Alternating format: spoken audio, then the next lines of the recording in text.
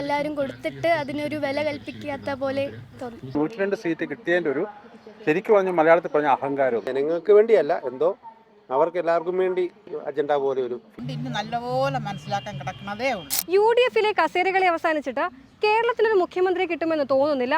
ഇതാ റിസൾട്ട് വന്ന് 9 ദിവസം കഴിഞ്ഞിട്ടും കേരളത്തിലെ മുഖ്യമന്ത്രി ആരെന്ന ചോദ്യത്തിന് ജനങ്ങൾക്ക് ഉത്തരമില്ല. കേരളത്തിന്റെ വിദ്യാഭ്യാസ മേഖല ഏറെക്കുറെ അവതാളത്തിലായി കഴിഞ്ഞിരിക്കുന്നു. SSLC റിസൾട്ട് എന്ന് വരുമെന്ന കാര്യം അനിശ്ചിതത്വത്തിൽ തന്നെയാണ്. സമഗ്ര ശിക്ഷ അധ്യാപകർക്കും ജീവനക്കാർക്കും ശമ്പളമില്ല. ഭരണത്തിലേറുന്നതിന് മുന്നേ തന്നെ UDF-നെ നോക്കി കേരളത്തിലെ ജനങ്ങൾ പറയുന്നു, നിങ്ങളെ ഞങ്ങൾക്ക് മടുത്തിരിക്കുന്നു. ഒരു കസാരയ്ക്ക് വേണ്ടി ഇത്രയും കിടന്ന് പ്രശ്നം ഉണ്ടാക്കിയെങ്കിൽ പിന്നെ ഈ ബാക്കിയുള്ള 5 വർഷം ഇതിനൊക്കെ പ്രശ്നമായിരിക്കും. ഇലക്ഷൻ കഴിഞ്ഞ് ഇത്രയും ദിവസമായിട്ടും അതിൻ്റെ കാര്യത്തിൽ വരുമ്പോഴേക്കും ഒരു പാർട്ടി എന്നുള്ളതിൻ്റെ പേരിൽ അവർക്ക് തന്നെ ഒരു ക്ലാരിറ്റി ഇല്ലാത്ത പോലെ ഉള്ള ഒരു ഫീലാണ് നമുക്ക് as A voter, as A citizen നമുക്ക് ഫീൽ ചെയ്യുന്നത്. ഒരാൾ വരുമോ, ആരെങ്കിലും ഒരു ലീഡർ വേണമല്ലോ നമുക്ക് കേരളത്തിനെ നയിക്കാൻ. അത് പെട്ടെന്ന് തന്നെ ഉടൻ തന്നെ തീരുമാനം ഉണ്ടാവുകയാണെങ്കിൽ സന്തോഷമായിരുന്നു. കാരണം തമിഴ്നാട്ടിൽ ഇപ്പം നമ്മൾ വിചാരിക്കാത്ത പോലെ ഒരാൾ വന്നു, അവിടെ കാര്യങ്ങൾ നടന്നു തുടങ്ങി. ഇവിടെ കുറേ നാളായിട്ട് UDF വരാതെ ഇപ്പം വന്നതിന് ശേഷം ഇങ്ങനൊരു പ്രശ്നം വരുമ്പോഴത്തേക്ക് ഞങ്ങളിപ്പോൾ ചങ്ങനാശ്ശേരിയാണ്, ചങ്ങനാശ്ശേരി ട്രാവൽ ചെയ്ത് വരുമ്പോൾ ഞങ്ങളിതാ സംസാരിക്കുന്നത്.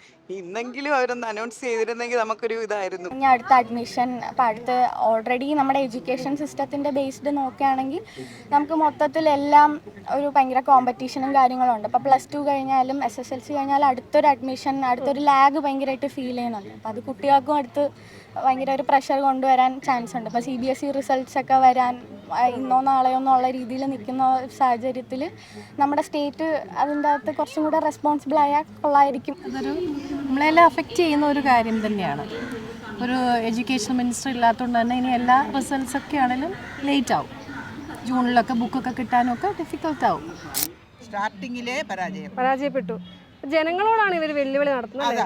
അതാണ് ഇവരിപ്പോഴിങ്ങനെ വിളിച്ചാലേ ഇനി അങ്ങോട്ട് എങ്ങനെയാണ് ജനങ്ങളെ ഇവർ നോക്കുന്നത്?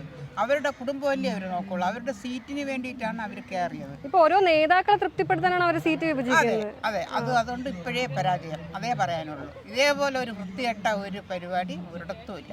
10 വർഷം അവർ ഭരിച്ചു. അവർ പെണ്ണുങ്ങളെയൊക്കെ മക്കളെ പോലെയാണ് സംരക്ഷിച്ചത്. കൊറോണ വന്നപ്പോഴും എല്ലാ കാര്യത്തിലും. പക്ഷെ അത് ജനങ്ങൾ മനസ്സിലാക്കിയില്ല. അതുകൊണ്ട് ഇന്ന് നല്ലപോലെ മനസ്സിലാക്കാൻ കിടക്കുന്നതേ ഉള്ളൂ. ഇത്രയും സീറ്റൊക്കെ കിട്ടിയപ്പം ഇത്രയും ഇതിലേക്ക് ഇത്രയും വലിച്ചെടുത്ത് മോശമായിപ്പോയി എന്നൊരു ജനങ്ങളെ കളിയാക്കുന്നുണ്ട്. അവരെ തെരഞ്ഞെടുത്ത ജനങ്ങളോടാണ് അവരിങ്ങനെ. അതെ, ജനങ്ങൾ ഇത്ര ഒന്നും പ്രതീക്ഷിച്ചില്ല. ഇച്ചിരി ഒരു ഭംഗിയായി പോകും, പെട്ടെന്ന് ഒരു തീരുമാനം ഉണ്ടാകുന്നൊക്കെയുള്ള ഒരു പ്രതീക്ഷയായിരുന്നു. അപ്പൊ മുഖ്യമന്ത്രിയെ തെരഞ്ഞെടുക്കാൻ മന്ത്രിമാരെ അടിയുണ്ടാവും തോന്നുന്നു. ഉറപ്പായിട്ടും മന്ത്രിയുടെ ഇതിപ്പം 3 പേരുടെ ഒരാളായി കഴിയുമ്പോൾ ബാക്കി 2 പേരുടേതായിട്ടുള്ള അവരെ മന്ത്രിമാരാക്കാനുള്ളത് ഉണ്ടാവുമല്ലോ.